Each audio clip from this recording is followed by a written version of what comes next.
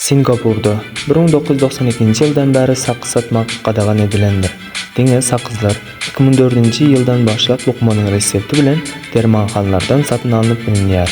1992-yılda Singapur hökümeti sakız satmagy qadağan etdi. Sebebi adamların jeýlen sakızı metro kapı sensorlaryny lift düğmelerine yapıştırmagy ve bunun netijesinde uly teknik näsazlyklarynyň hem de ýokary çykdaýjylaryň yüze çykmagy.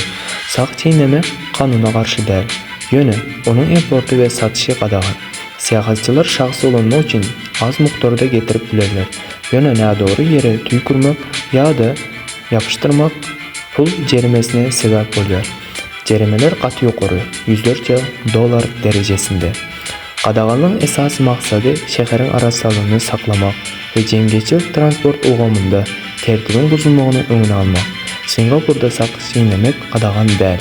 Yönü satmak ve paylaşmak çeklendirilen.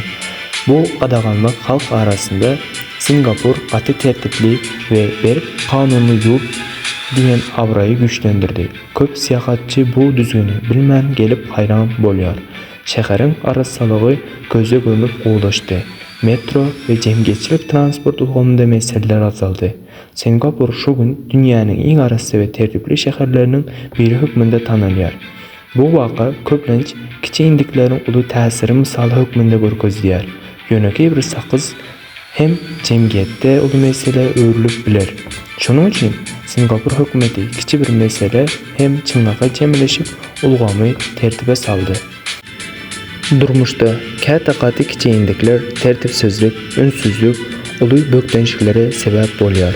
Singapur misalında görüşümüz ýaly tertiplilik ve jogapkärçilik jemgyýeti arassa howpsuz ve durnukly diýär.